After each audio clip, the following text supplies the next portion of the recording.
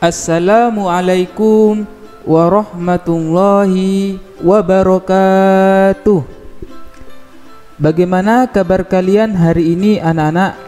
Semoga kita semua selalu sehat walafiat dan selalu dalam lindungan Allah Subhanahu wa ta'ala.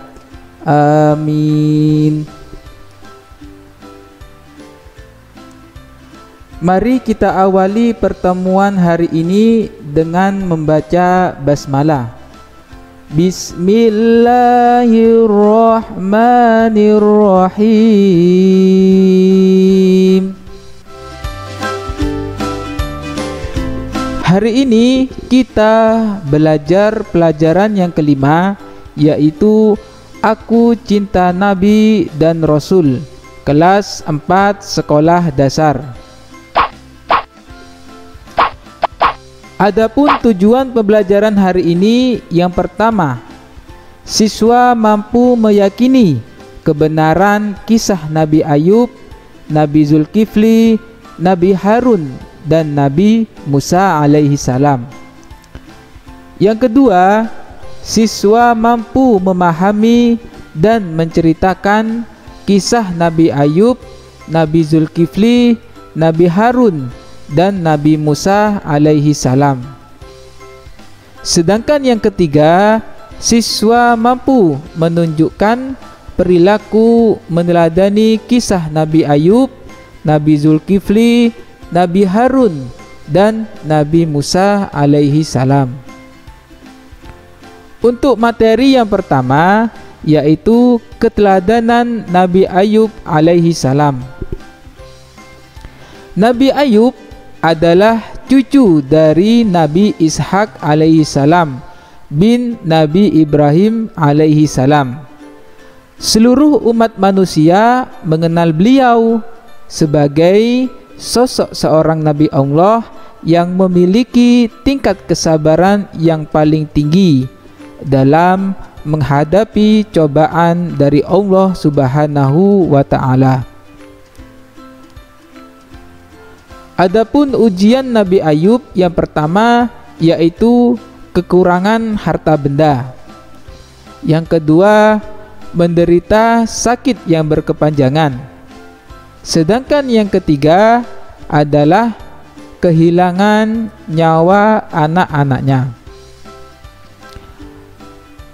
Meskipun ujian Nabi Ayub alaihi salam begitu banyak, semua itu tidak dapat meruntuhkan benteng keimanan Nabi Ayub anak-anak.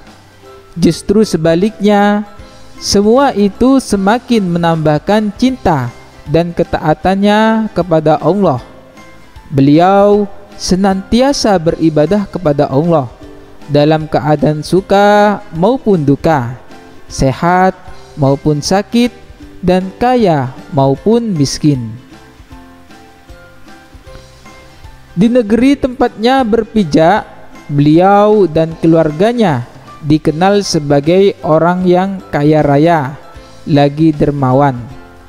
Harta yang melimpah, rumah dan gedung-gedung indah yang dimilikinya, perhiasan emas dan perak, serta tanaman dan hasil bumi yang dihasilkannya, tidak menjadikan beliau menjadi orang yang sombong dan angkuh anak-anak. Beliau dan keluarganya selalu membantu orang-orang fakir yang miskin, anak-anak yatim, dan janda-janda tua yang hidupnya serba kekurangan.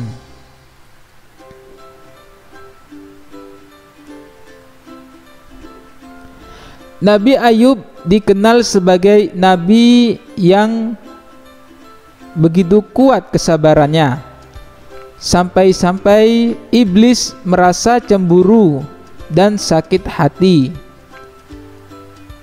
Yang begitu kuat keimanannya mendengar pujian malaikat terhadap kekuatan iman Nabi Ayub, sehingga iblis merayu Nabi Ayub anak-anak agar meninggalkan perintah Allah. Namun hal itu tidak berhasil. Iblis pun menemui Allah Subhanahu wa ta'ala untuk meminta izin memusnahkan segala yang dimiliki Nabi Ayub Kemudian Allah memberikan izin kepada iblis untuk menghasut Ayub agar lalai beribadah. Iblis memusnahkan seluruh harta benda Nabi Ayub. Nabi Ayub menjaga keimanannya ya. Meskipun Nabi Ayub menjadi bangkrut anak-anak. Kemudian iblis merobohkan rumah Nabi Ayub sehingga seluruh anak-anak Nabi Ayub yang berada di dalam rumahnya meninggal. Untuk ketiga kalinya Allah memberikan izin kepada iblis untuk mengganggu kesehatan Nabi Ayub. Iblis memasukkan suatu penyakit yang tidak ada obatnya ke dalam tubuh Nabi Ayub. Nabi Ayub menahan rasa sakit selama bertahun-tahun. Namun segala rasa sakit tidak menghalangi ibadah Nabi Ayub.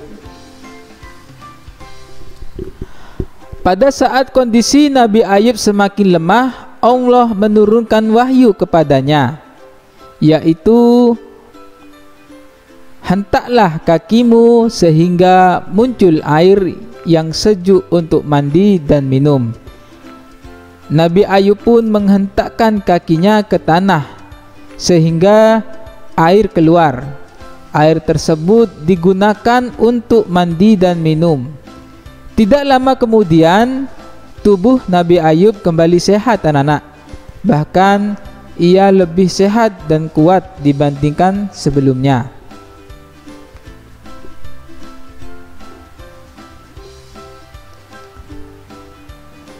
Cara meneladani kisah Nabi Ayub alaihissalam, yaitu Nabi Ayub tetap tabah dan sabar menghadapinya dan tetap beribadah kepada Allah Subhanahu wa taala. Selanjutnya yaitu kita sebaiknya tidak mengeluh dan putus asa saat menghadapi kesusahan hidup. Materi yang kedua yaitu meneladani Nabi Musa alaihi salam. Nabi Musa merupakan keturunan Bani Israel. Ayahnya bernama Imron bin Yasser dan ibunya bernama Yukabat. Nabi Musa dilahirkan di Mesir ketika masa pemerintahan Raja Fir'aun. Suatu malam Raja Fir'aun bermimpi yang kemudian ditafsirkan oleh penafsir mimpi bahwasanya akan lahir seorang bayi laki-laki dari kalangan Bani Israel yang kelak akan menjadi musuh besar kerajaan Fir'aun. Karena mimpi tersebutlah Raja Fir'aun mengeluarkan aturan bahwa setiap bayi laki-laki yang lahir harus dibunuh. Suatu ketika Yukabat melahirkan seorang anak laki-laki anak-anak yang bernama Musa. Allah memberikan ilham kepada orang tua Yukabat agar Musa dihanyutkan di aliran sungai Nil. Nabi Musa kemudian ditemukan oleh istri Fir'aun yang bernama Asiyah dan dijadikan anak angkatnya.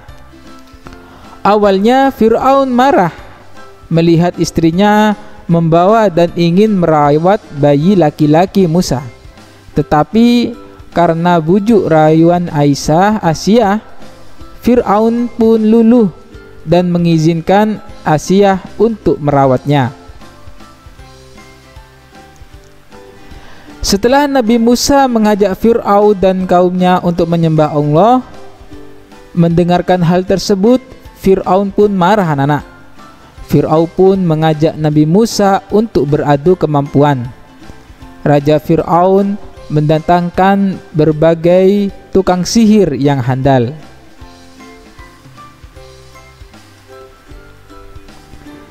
Nabi Musa pun tidak tinggal diam untuk membuktikan kerasulannya.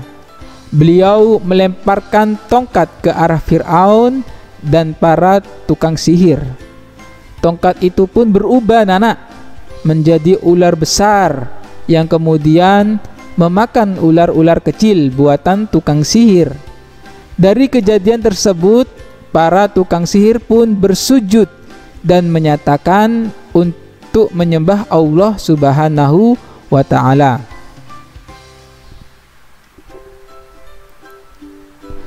Melihat hal tersebut, Fir'aun marah dan menolak sehingga ia memerintahkan bala tentaranya untuk membunuh Nabi Musa. Istri Fir'aun yang telah beriman kepada Allah dan para pengikutnya, Nabi Musa dikejar-kejar oleh tentara. Fir'aun sampai mengejarnya di tepi Laut Merah. Karena rahmat Allah, tongkat Nabi Musa pun digunakan untuk membelah laut, sehingga Nabi Musa dan pengikutnya selamat dari kejaran bala tentara Fir'aun. Raja Fir'aun pun dan para pengikutnya mati karena tenggelam di Laut Merah. Adapun keteladanan Nabi Musa alaihi salam, yang pertama, berusaha mengajak orang lain kepada kebaikan dan mencegah kejahatan. Yang kedua, menanamkan kasih sayang dan tolong menolong terhadap orang lain, seperti Nabi Musa yang menolong dua putri Nabi Syuaib saat mengambilkan air untuk kambingnya. Sedangkan yang ketiga yaitu bersikap sabar dan tabah dalam menerima cobaan dan tantangan dari lawan. Materi yang ketiga yaitu keteladanan Nabi Harun alaihi salam. Nabi Harun adalah saudara Nabi Musa. Beliau adalah orang yang santun dan sangat setia kepada Nabi Musa, terutama saat Nabi Musa menemui Fir'aun. Nabi Harun menemani Nabi Musa untuk berdakwah. Kesetiaan Nabi Harun diabadikan di dalam firman Allah surat Toha ayat 47.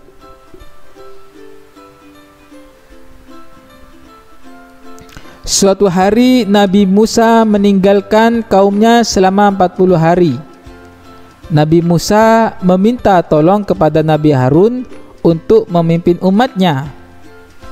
Setelah ditinggalkan oleh Nabi Musa, ada seorang munafik yang bernama Samiri, anak-anak. Samiri membujuk kaum Nabi Musa untuk menyembah patung sapi. Nabi Harun pun bertindak. Ia berusaha payah mengingatkan kaum Nabi Musa agar mereka bertobat.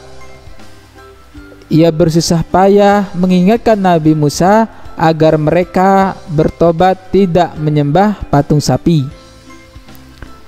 Beliau tidak bosan mencegah hal tersebut. Ketika kembali, Nabi Musa marah menyaksikan hal tersebut. Ia marah dan langsung menemui kakaknya. Lalu Nabi Musa memegang dan menarik rambut kepala saudaranya.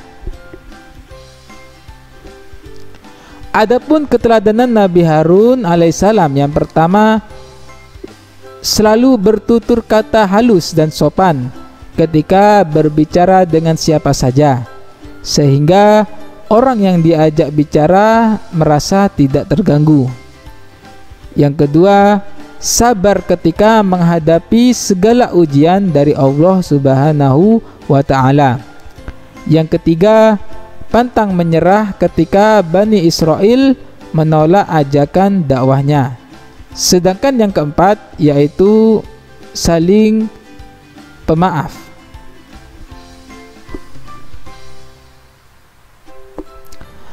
Materi yang terakhir adalah keteladanan Nabi Zulkifli alaihi salam.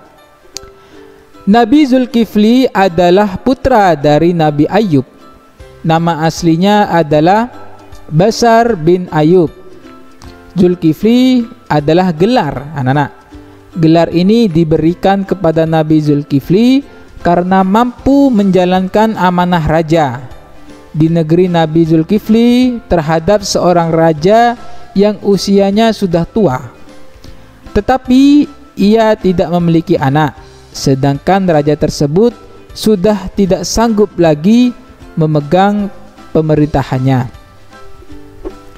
Kemudian raja tersebut mengumumkan kepada rakyatnya bahwa siapa saja yang sanggup berpuasa pada siang hari dan beribadah di malam hari serta tidak marah akan diserahi kerajaannya untuk menggantikannya.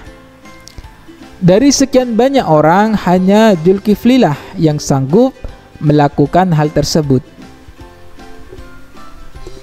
Adapun keteladanan Nabi Zulkifli yang patut kita contoh anak-anak. Yang pertama, sabar dalam menghadapi umat.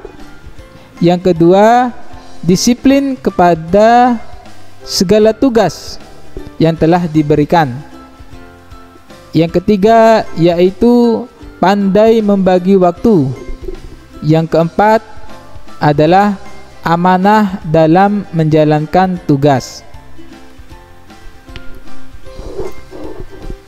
Kisah Nabi Ayub alaihissalam dapat diambil hikmah bahwa segala sesuatu yang ada di dunia ini hanyalah titipan Allah Subhanahu wa ta'ala, dan semua akan kembali kepada Allah. Sedangkan kisah Nabi Musa dapat diambil hikmah bersikap berani dalam membela kebenaran, selalu menyeru kepada kebaikan dan pantang menyerah dalam melakukan dakwah.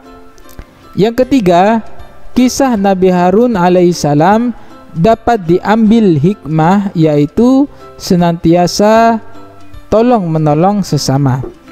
Sedangkan kisah Nabi Zulkifli dapat diambil hikmahnya, yaitu menjadi orang yang amanah, sabar, dan tidak pemarah dalam menghadapi sesuatu.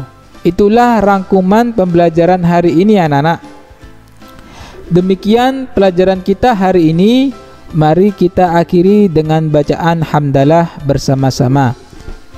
Alhamdulillahi Rabbil Alamin. Semoga bermanfaat. Bapak akhiri. Wassalamualaikum warahmatullahi wabarakatuh.